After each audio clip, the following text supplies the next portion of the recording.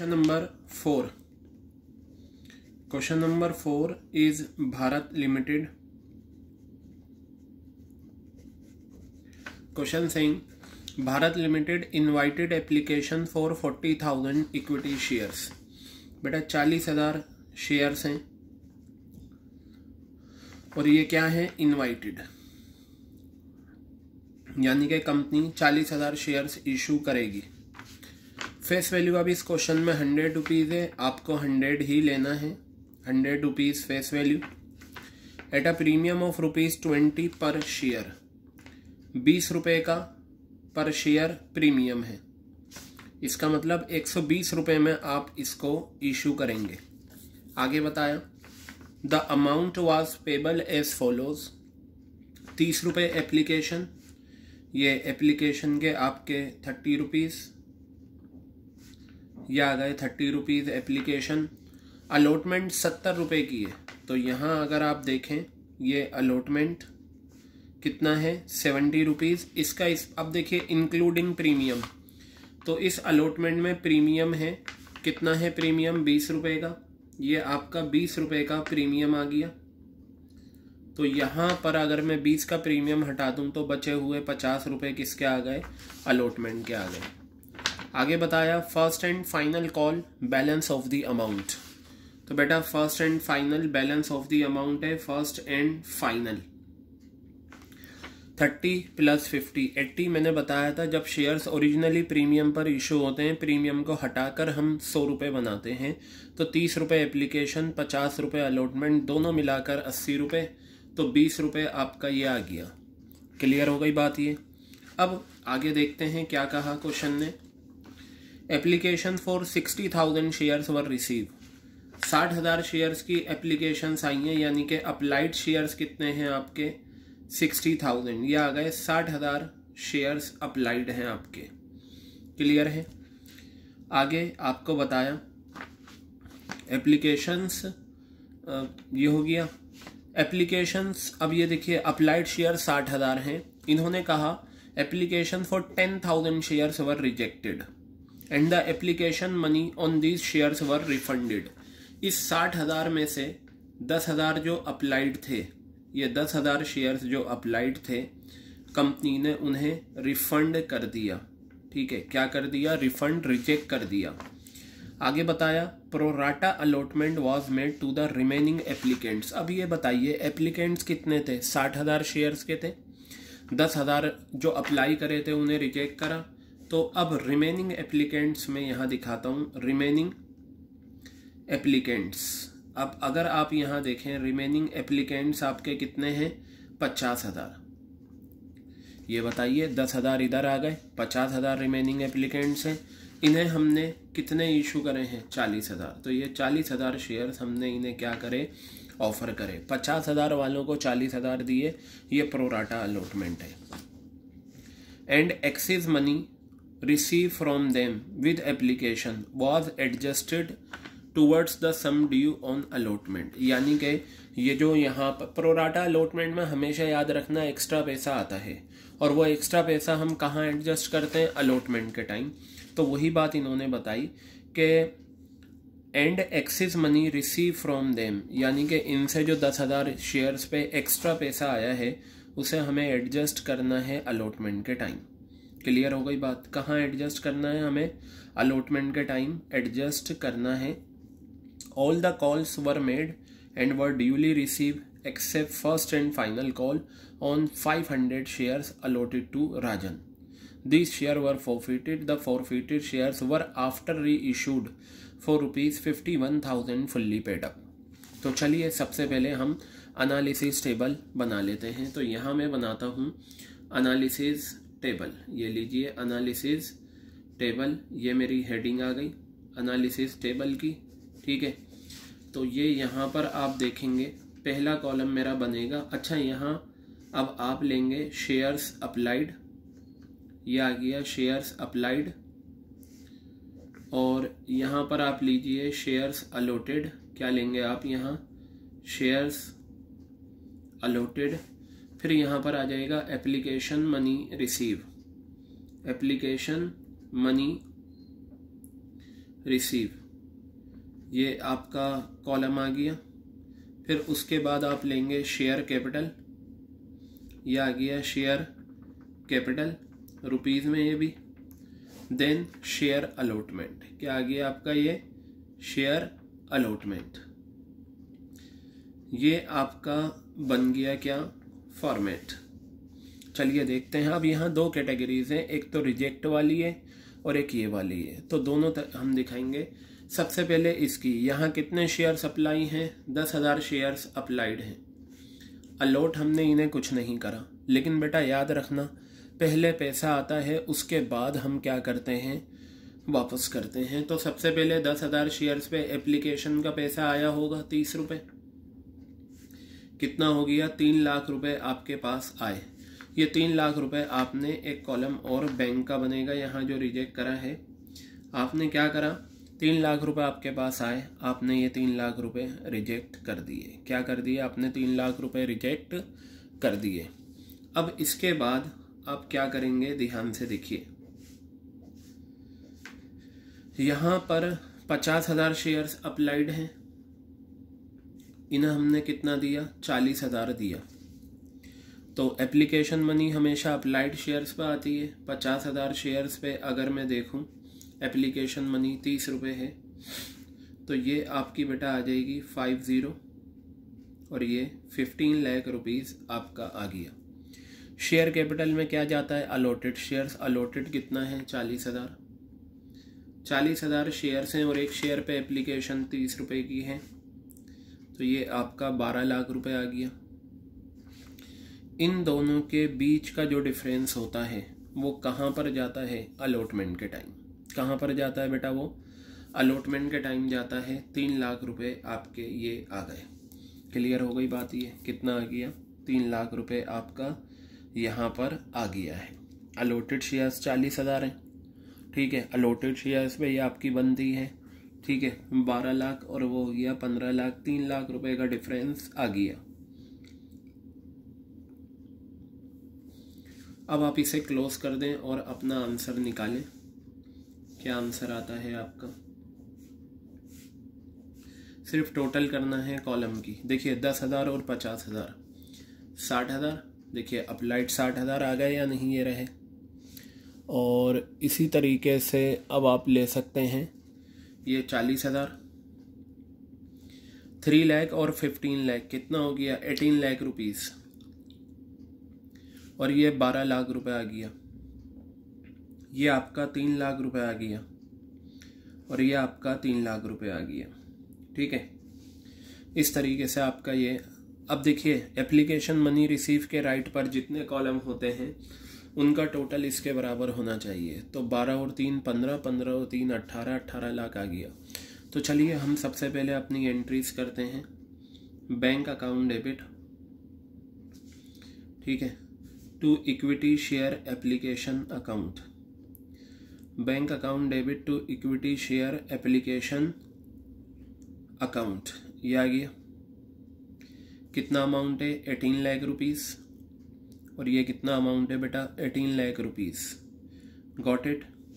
अब इसके बाद आप एप्लीकेशन का पैसा शेयर कैपिटल में ट्रांसफ़र करें, तो उसकी एंट्री बनती है equity share application account debit, equity share application account debit. Credit क्या करना होता है आपको बता रखा है, एप्लीकेशन मनी रिसीव के राइट पर जितने कॉलम हैं सबको क्रेडिट करो। शेयर कैपिटल है तो आप यहाँ लिखें to equity share capital, to equity share capital account, ये आ गया। और फिर क्या है, अलॉटमेंट है, to equity share allotment account, to equity share allotment account, ये आ गया। टू बैंक, ठीक है, टू बैंक अकाउंट। अब लिखते हैं ये 18 लाख रुपए, ये आ गया। देखिए equity share capital, share capital का टोटल कितना है, 12 लाख रुपए, ये आ गया 12 लाख रुपए। ये कितना है, अलॉटमेंट का 3 लाख रुपए, ये 3 लाख आ गया। और ये बैंक में कितना है, 3 लाख रुपए, ये आ गया 3 लाख रुपए, ठीक है। ये आपकी एंट्री आ गई, 2 एंट्रीज हो गई। अब मैं क्या करता हूँ बेटा, अलॉटमेंट की एंट्री करता हूँ। मैं क्या करता हूँ, entry equity share allotment account debit, equity share allotment account debit to equity share capital, to equity share capital account, to securities premium reserve account, to securities premium reserve account. बेटा क्योंकि इसमें allotment के time आपका क्या है, allotment के time आपका premium है, तो प्रीमियम भी क्रेडिट होगा। यहाँ देखिए कितने शेयर्स हैं, 40,000 allotted shares, 40,000।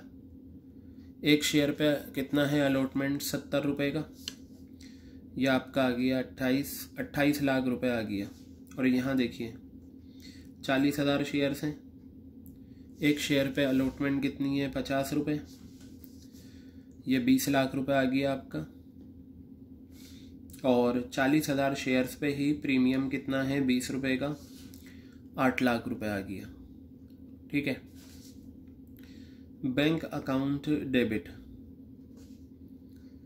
To equity share allotment account, bank account debit to equity share allotment account, ये आ गया। चलिए देखिए आपको कितना पैसा लेना है अलॉटमेंट का, 28 लाख रुपए आपको अलॉटमेंट के लेने हैं। ये आ गए। माइनस कर दीजिए टेबल में जो अलॉटमेंट का कॉलम होता है, कितना है, 3 लाख रुपए। ये 3 लाख माइनस कर देते हैं।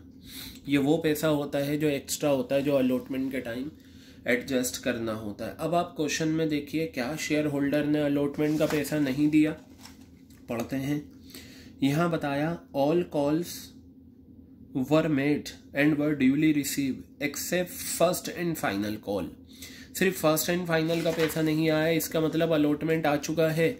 इसका मतलब हम जो ये छोटी वर्किंग करते थे, ठीक है, देखिए क्वेश्चन नंबर 2 में भी हमने ये छोटी करी थी, क्वेश्चन ये 1 था, 1 की हमने करी थी, 2 में हमने ये करी थी, तो हम ये करने की ज़रूरत नहीं है।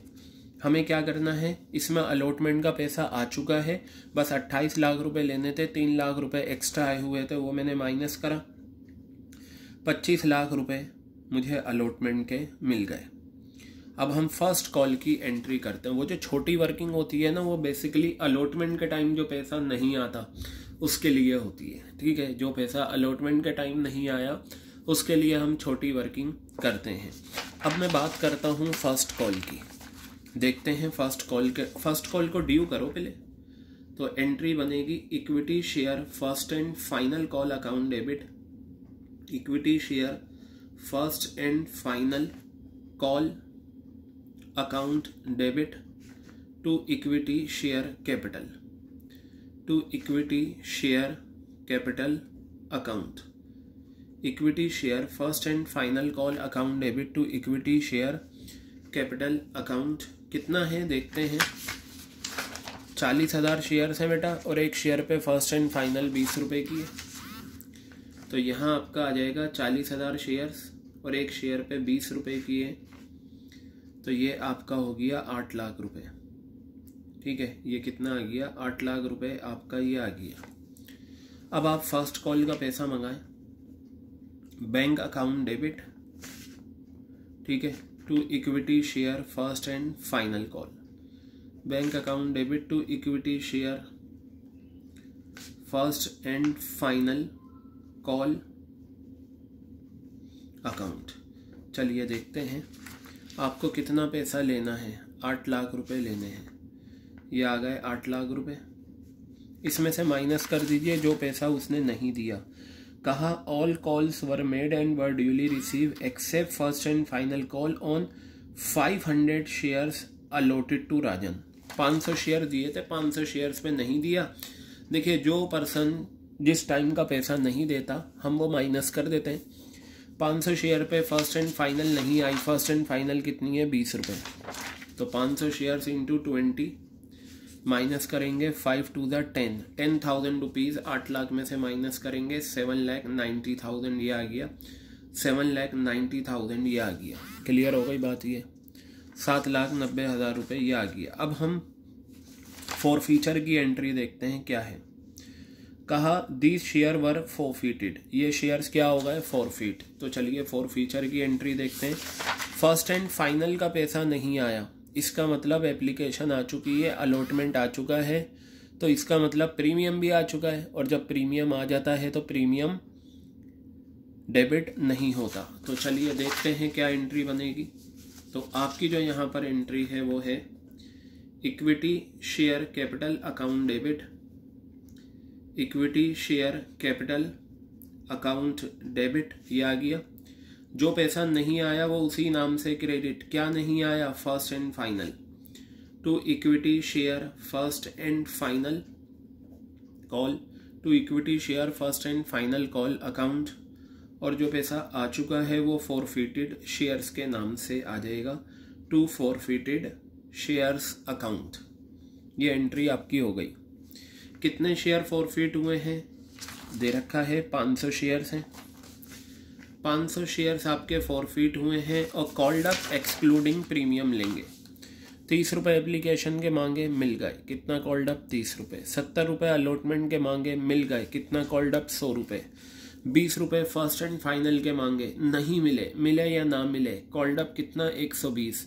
अब इसमें से प्रीमियम हटा दो 20 रुपये का, तो कॉल्ड अप एक्सक्लूडिंग प्रीमियम कितना हो गया? 100 रुपये। हमेशा कॉल्ड अप एक्सक्लूडिंग प्रीमियम ये आपका आ गया 50,000 रुपीज़। Got it? अब यहाँ देखिए 500 शेयर्स हैं, एक शेयर पे फर्स्ट एंड फाइनल का पैसा नहीं आया, 20 रुपीज़। तो ये आपका हो गया 10,000 रुपीज़। कितना आ गया? 10,000। और ये बैलेंसिंग फिगर करके आप निकाल सकते हैं 40,000 रुपये। क्लियर आ गई बात? अब आप यहाँ पर देखिए क्या कहा, री इशू द फॉरफिटेड शेयर्स। कितने शेयर फॉरफिट हुए थे? 500। कहा फॉरफिटेड शेयर्स हमने री इशू कर दिए 51,000 फुल्ली पेड अप। देखिए अब री इशू के टाइम आपको एक शेयर का री इशू प्राइस ना देकर सारे शेयर्स का री इशू प्राइस दे रखा है, और हमने ऐसे क्वेश्चंस करे भी हैं। तो री इशू प्राइस जो है आपका, इसमें टोटल री इशू कितना दे रखा है? 51,000 रुपीज़ आपको टोटल दे रखा है। मैंने आपको बताया था इसको आप कंपेयर कर लिया करें टोटल से। अगर री इशू प्राइस टोटल में दे रखा है तो कंपेयर भी टोटल से ही करें। कितने शेयर्स हैं? 500। और फुल्ली पेड अप का मतलब फेस वैल्यू, तो 100 रुपये की फेस वैल्यू है, यानी कि 50,000। आपको री इशू के टाइम मिलने थे 50,000 रुपये, लेकिन मिले कितने? री इशू प्राइस कितना है? 51,000। 1,000 का प्रीमियम है। तो आप यहाँ लिखेंगे बैंक अकाउंट डेबिट, यह आ गया bank account debit to equity share capital, bank account debit to equity share capital account to securities premium reserve account, to securities premium reserve account, bank account debit to equity share capital to securities premium reserve account. ये आ गया। री issue price है 51,000, ये आ गया आपका। 1,000 रुपये का प्रीमियम है और 50,000 रुपये ये आपके ये आ गए। क्लियर हो गई बात? बस अब आप देखिए जितने फॉरफिट हुए थे उतने ही री इशू हो गए।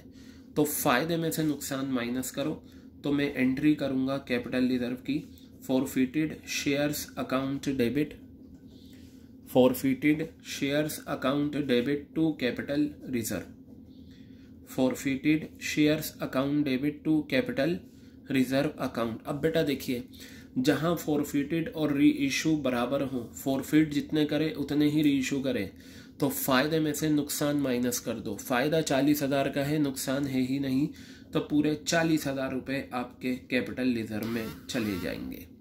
तो देखिए मैंने यहाँ पर 40,000 रुपये मेरा आंसर आ गया कैपिटल रिजर्व का। तो बेटा ये था मेरा क्वेश्चन नंबर 4। ठीक है, इसमें हमें छोटी टेबल नहीं बनानी पड़ी क्योंकि इसमें अलॉटमेंट का पैसा ऑलरेडी आ चुका था। ठीक है, तो ये आपका क्वेश्चन है जो आपके सामने है। ठीक है, क्वेश्चन नंबर 4।